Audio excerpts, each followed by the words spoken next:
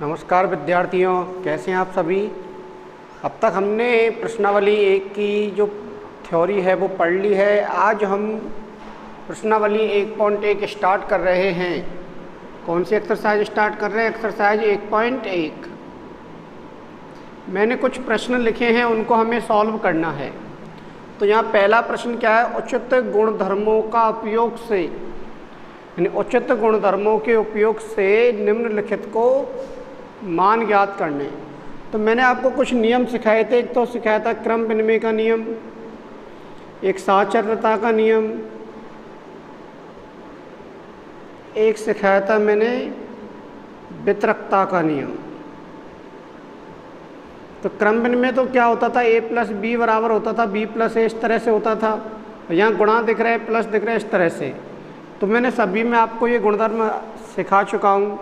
अब हमें इन सवालों को इन्हीं के उपयोग से करना है। तो कैसे करेंगे, ध्यान से समझना आप।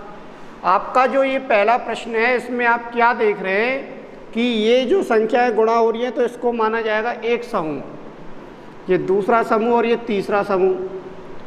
तो इन तीनों समूह में से किन किन में समान संख्याएं दिख रही हैं वो देखिए आप। तो आप क्या कहेंगे? 3/5 दिख रही है। यहाँ से भी कितनी दिख रही है? 3/5। तो मैं क्या कर रहा हूँ, इन दोनों समूहों को एक साथ लिख रहा हूँ, यानी माइनस के 2/3 गुणा लिख दिया मैंने 3/5। अब इस वाले समूह को मैं यहाँ लिख रहा हूँ इसके साथ, लेकिन है किसका है? माइनस का है, तो माइनस ही रहेगा। 3/5 गुणा 1/6, और ये संख्या बच गई तो ये किसकी है? प्लस की, तो ये प्लस की ही रहेगी, प्लस के 5/2। अब इन दोनों में क्या कॉमन दिख रहा है? 3/5 कॉमन दिख रहा है, और साथ साथ में ये भी देखना है ये माइनस का है और ये भी किसका है? माइनस का। तो माइनस भी कॉमन आ जाएगा, यानी बाहर निकालना है हमें। तो हमने माइनस बाहर ले लिया, क्योंकि दोनों जगह माइनस है, माइनस बाहर ले लिया, और 3/5 भी बाहर ले लिया। अब बचेगा क्या? 2/3 बचेगा। यहाँ पर किसका बचेगा? ये प्लस का, क्योंकि माइनस तो बाहर ले लिया। तो माइनस को यदि बाहर ले लेते तो अंदर वाली जो संख्या बचेंगी वो यदि माइनस की है तो प्लस की आ जाएगी, और यदि प्लस की होगी तो किसकी हो जाएगी? माइनस की। तो यहाँ बचेगा 2/3। यहाँ से भी माइनस बाहर ले लिया तो क्या आ जाएगा? प्लस, और ये 3/5 तो बाहर आ गया, तो क्या बच जाएगा? 1/6 प्लस 5/2। ये जो नियम बन रहा है आपका, बन रहा है वितरकता का। कौन सा नियम बन रहा है? वितरकता का नियम बन रहा है। कौन सा नियम बन रहा है? वितरकता का नियम। जैसे आप इसको वापस अंदर लेके जाएंगे तो गुणा हो जाएगा, फिर प्लस, और ये माइनस है तो माइनस आ जाएगा गुणा होके, और 3/5 किससे गुणा हो जाएगा? 1/6 से। सरल करेंगे अब इसको, तो क्या आएगा? एलसीएम आएगा 6। 3 और 6 का एलसीएम क्या आएगा? 6 आएगा। लेस है, 3 का भाग दीजिए, 6 में कितनी बार जाता है? 2 बार। गुणा किससे हो जाएगा? अंश से। प्लस 6 का भाग दीजिए, 6 में कितनी बार? 1 बार, और गुणा किससे हो जाएगा? अंश से। और प्लस कितना है? 5/2।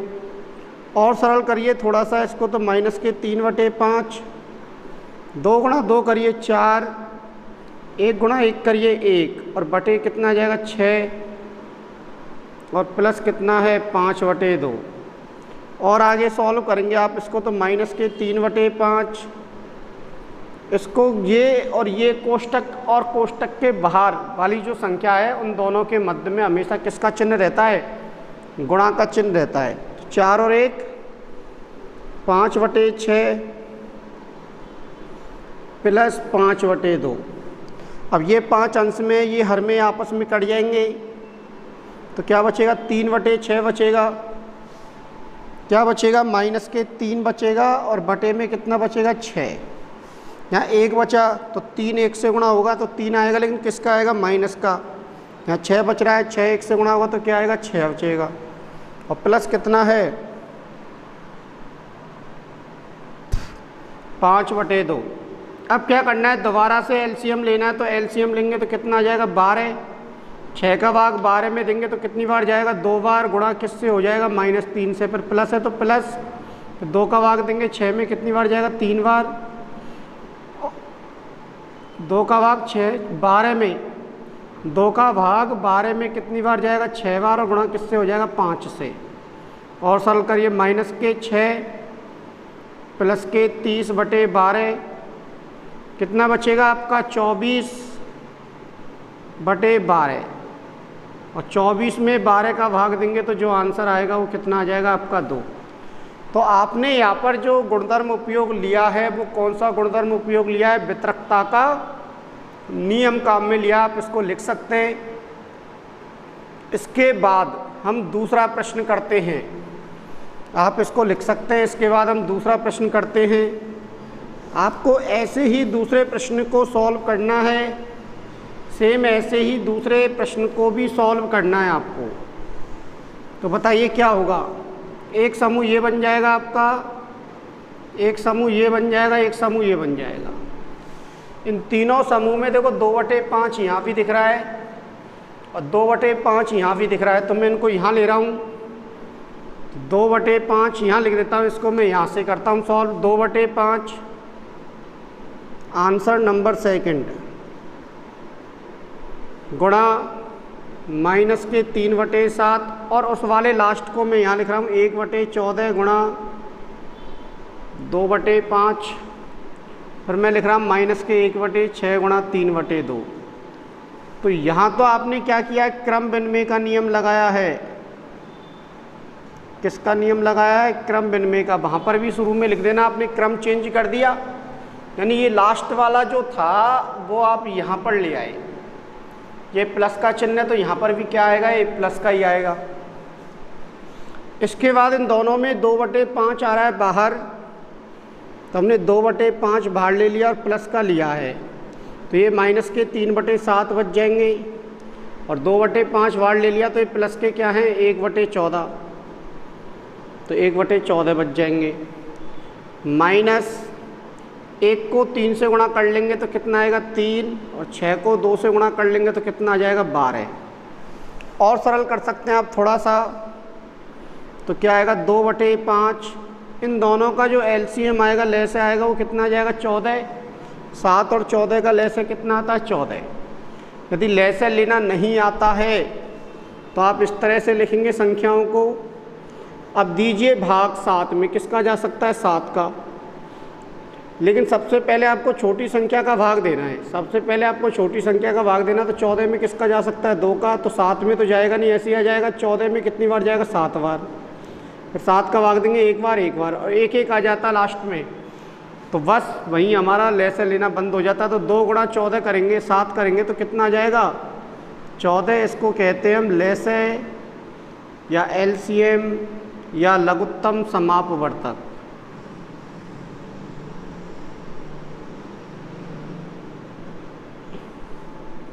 इसके ये नाम होते हैं। अब सुनो ध्यान से, 7 का भाग देंगे 14 में कितनी बार जाएगा 2 बार, गुणा होगा -3 से, प्लस 14 का भाग देंगे 14 में 1 बार, गुणा होगा 1 से, और बराबर में क्या चल रहा है माइनस के 3/12। और सरल करिए 2/5, यहाँ सरल करेंगे तो माइनस के 6 प्लस का 1/14 और क्या आएगा माइनस के 3/12। और सरल करिए इसको, तो 2/5 कोष्टक में क्या बचेगा माइनस के 5/14 और माइनस के क्या है 3/12। और सरल करिए 2 को -5 से गुणा करेंगे, 2 से देखो 14 कट जाएगा कितनी बार 7 बार, तो ये आएगा माइनस के 5 और 5 गुणा 7 करो तो कितना आएगा 35 और माइनस के क्या आएंगे 3/12। अब इनका आपको दोबारा एलसीएम लेना है, सरल करना है। तो किन किन का एलसीएम लेना है बताइए, 35 का और 12 का। तो 35 और 12 आपने यहाँ लिख लिए ऐसे। 35 का और 12 का ले से लेंगे तो कितना आएगा बताइए, 2 का भाग चला जाएगा तो इसमें तो जाएगा नहीं, इसमें जाएगा 6 बार, फिर 2 का भाग देंगे तो 35 में तो जाएगा नहीं, 6 में चला जाएगा 3 बार, फिर 3 का भाग देंगे 35 में तो जाएगा नहीं, किस में जाएगा 3 में 1 बार, फिर 5 का भाग देंगे 7 बार और 7 का भाग देंगे 1 बार। तो गुणा करिए 7 पंजे 35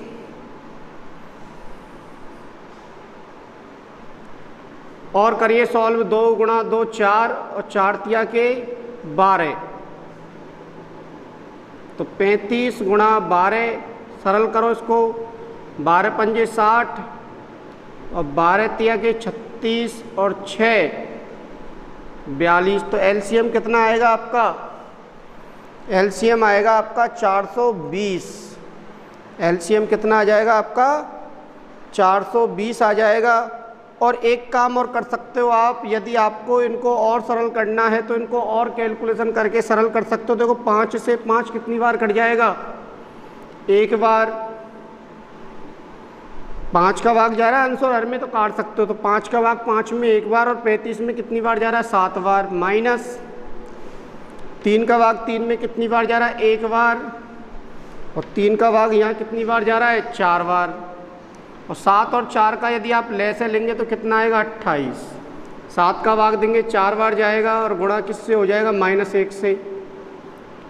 फिर माइनस का चिन्ह आ जाएगा, माइनस का है तो 4 का भाग देंगे 28 में कितनी बार जाएगा? 7 बार, और गुणा किससे हो जाएगा? 1 से। सरल कर लो, -4 -7 और बटे में कितना आ जाएगा? 28।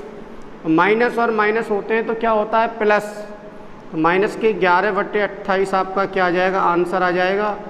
तो आपको यहाँ ज़रूरी नहीं है आप इतनी बड़ी संख्याओं का लेसे लें। यदि आपकी संख्याएं कट रही हैं तो आप संख्याओं को क्या कर सकते हैं? काट सकते हैं। दोबारा समझ लो एक और बार क्या किया हमने। इस वाले समूह और इस वाले समूह में संख्याएं समान दिख रही है तो हमने इसका क्रम चेंज कर लिया, क्रम विनिमय का नियम लग गया। फिर आपने कॉमन लिया है यहाँ से 2/5, तो -3/7 बच गया और 1/14 बच गया। इसके बाद आपने एलसीएम लेके सरल कर लिया, और जो संख्याएं अंश और हर कट रहे हैं उनको काट लिया और सरल कर लिया। दोबारा से एलसीएम ले लिया, और 7 और 14 का यदि एलसीएम देखना है आपको तो ऐसे देख सकते हैं। 2 का भाग जाएगा 7 में तो जाता नहीं है, 4 में जाता है कितनी बार? 2 बार। और 2 का भाग देंगे 7 में तो जाएगा नहीं, एक बार जाएगा 2 में। और 7 का 7 में एक बार, 7 दूनी 14 दूना 28। तो एलसीएम कितना आ जाएगा आपका? 28। तो यहाँ पर 2 नियम बन रहे हैं, एक तो वितरकता का नियम बन रहा है और एक किसका नियम बन रहा है? यहाँ बन रहा है देखो वितरकता का नियम। सेकंड जो स्टेप है आपकी उसमें वितरकता का भी नियम बन रहा है, इसको भी लिखें आप। इसके बाद हम दूसरा प्रश्न करेंगे,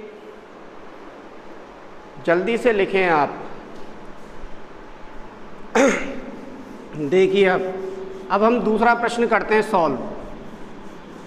दूसरे प्रश्न में क्या है, आपको क्या ज्ञात करना है? योज्य प्रतिलोम। योज्य प्रतिलोम में आपको समझा चुका हूँ पहले ही। योज्य प्रतिलोम क्या होगा सुन लो ध्यान से। योज्य प्रतिलोम, योज्य यानी होता है योग या जोड़, प्रतिलोम यानी होता है विपरीत चिन्ह। योज्य के लिए यानी यदि प्लस का चिन्ह है आपके पास तो योज्य प्रतिलोम बन जाएगा माइनस का। यानी कि क्या जोड़े संख्या में कि आंसर आ जाए आपका 0। किसी संख्या, कोई संख्या दे रखी होगी हमें और उसमें हमें क्या करना है? जोड़ना है कुछ ऐसी संख्या जिससे जोड़ने पर क्या आ जाए? 0। अब मैं आपसे कह रहा हूँ 5 में क्या जोड़ें कि 0 आ जाए, तो आप तुरंत कह देंगे -5। और मैंने ऐसे कहा कि -10 में क्या जोड़ूँ कि 0 आ जाए, तो आप क्या कह देंगे? +10। इसका मतलब यदि संख्या प्लस की दे रखी है तो आप उस संख्या का चिन्ह बदल दो। बस क्या बदल दो? चिन्ह बदल दो। तो क्या तरीका रहेगा योज्य प्रतिलोम लिखने का? केवल चिन्ह बदल दो। केवल क्या बदल दो? चिन्ह बदल दो, या चिन्ह बदल देंगे केवल और केवल। तो यहाँ कोई संख्या है और यहाँ इसका क्या है? योज्य प्रतिलोम। यहाँ कोई संख्या और यहाँ इसका क्या है? योज्य प्रतिलोम। तो पहला क्या आएगा? 2/8। तो 2/8 किसका दिख रहा है? प्लस का, तो इसलिए ये क्या हो जाएगा? माइनस का योज्य प्रतिलोम। दूसरा बताइए क्या है? -5/9।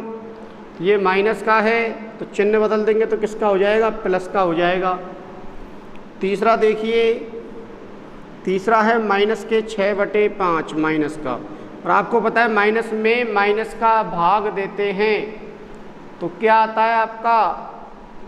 प्लस आता है, नहीं आता है? माइनस में माइनस का भाग देते तो क्या आता है? प्लस। तो इसमें क्या आ जाएगा? 6/5, और 6/5 का जो योज्य प्रतिलोम आएगा वो क्या आ जाएगा? -6/5। चौथा प्रश्न और है आपका 2/-9 तो बताइए क्या आएगा। माइनस का दिख रहा है तो किसका बना देंगे आप, प्लस का बना देंगे।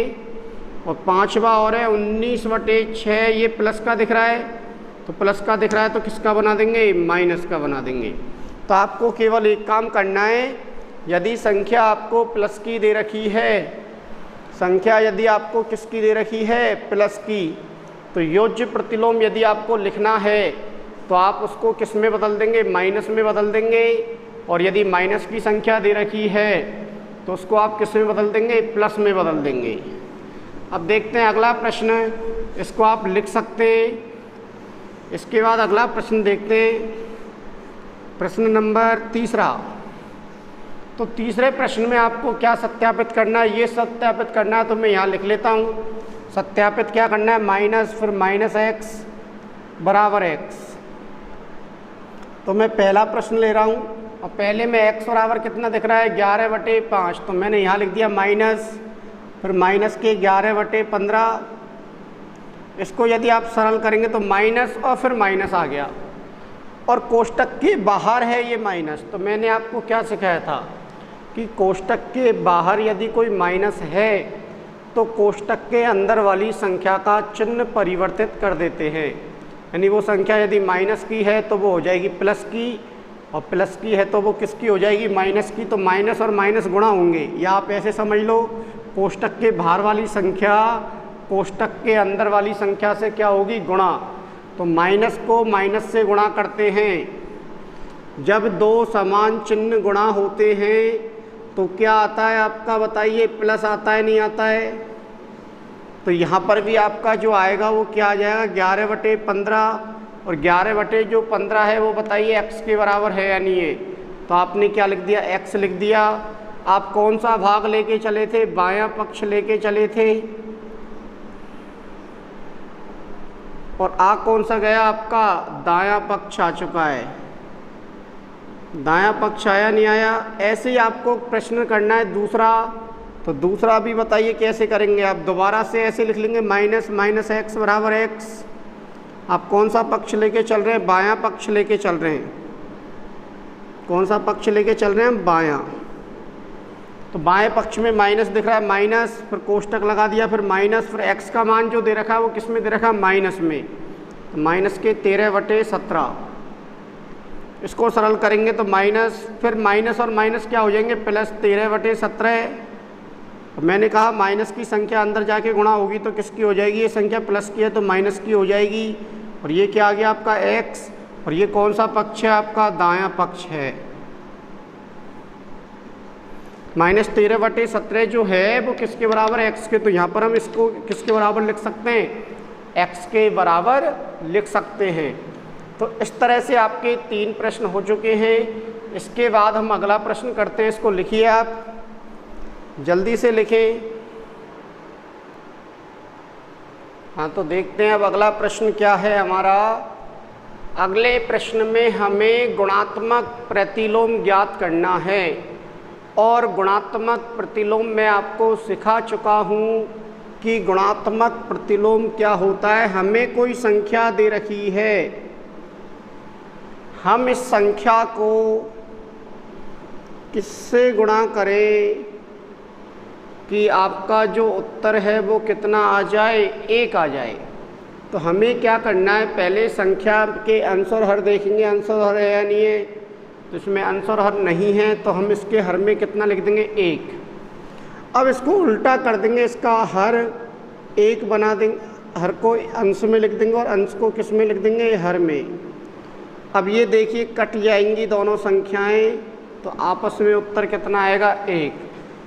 तो हमें क्या करना है, अंश और हर देखने, अंश को हर बना देंगे और हर को अंश बना देंगे। अब ये संख्या यदि प्लस की है तो ये प्लस का ही आएगा, यदि ये माइनस की है तो माइनस का भी आएगा। तो हमें चिन्ह परिवर्तित नहीं करना है, केवल अंश और हर की स्थिति को बदलना है। हमें केवल और केवल किसकी स्थिति को बदलना है, अंश और हर की स्थिति को बदलना है। तो इसका जो पहला प्रश्न है, ये आपकी संख्या दे रखी है और यहाँ पर हम निकालेंगे गुणात्मक प्रतिलोम। इसके साइड में क्या लिख देंगे, इसका गुणात्मक प्रतिलोम क्या होगा। तो समझिए अब आप, संख्या क्या है -13 को यदि आप गुणा करें, -13 को यदि आप क्या करें, गुणा करें, तो किससे गुणा करें कि 1 आ जाए, तो आप क्या लिखेंगे, इसको उल्टा कर दो। इसको आप कैसे लिख सकते हैं बताइए, -13/1 लिख सकते हैं। अभी हम परिमेय संख्याएं सीखेंगे इसके बाद, तब मैं बताऊंगा आपको। तो -13/1 लिख दिया, इसको उल्टा कर देंगे बस, 1/13 और किसका रहेगा, ये माइनस का। दूसरा समझिए आप, दूसरा क्या है, -13/19। तो अब इस 19 को अंश में लिख देंगे और 13 को लिख देंगे हर में। अब ये जो माइनस दिख रहा है, आप कंफ्यूज रहते हैं थोड़ा सा, तो मैं एक बात बता देता हूँ आपको कि ये माइनस ऐसे लिखा हुआ है अंश में, या इसको आप कहाँ लिख सकते हैं, हर में, या आप इसको यहाँ लिख सकते हैं बराबर में।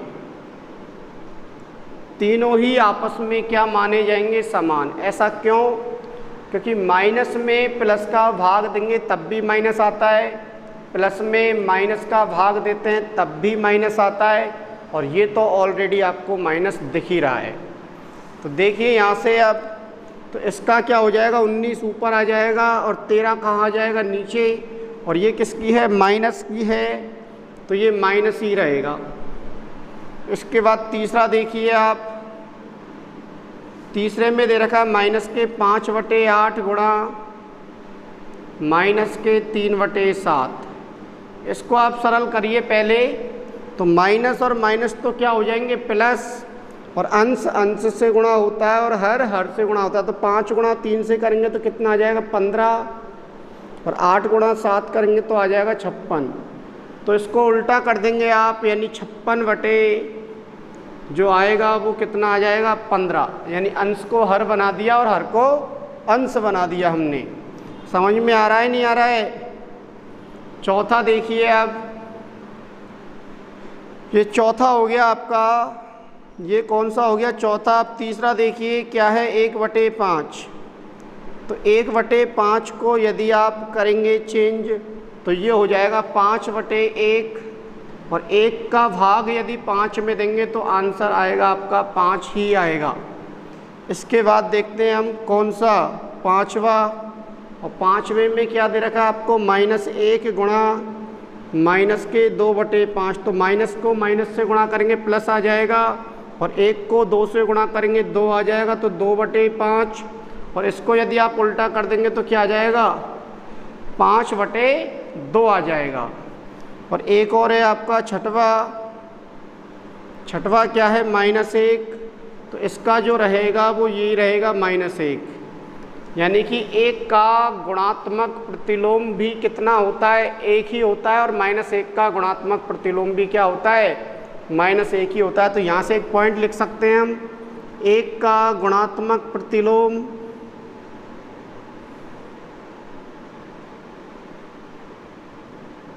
क्या आएगा, 1 ही आएगा। और यदि माइनस का 1 है तो -1 का गुणात्मक प्रतिलोम भी क्या आएगा,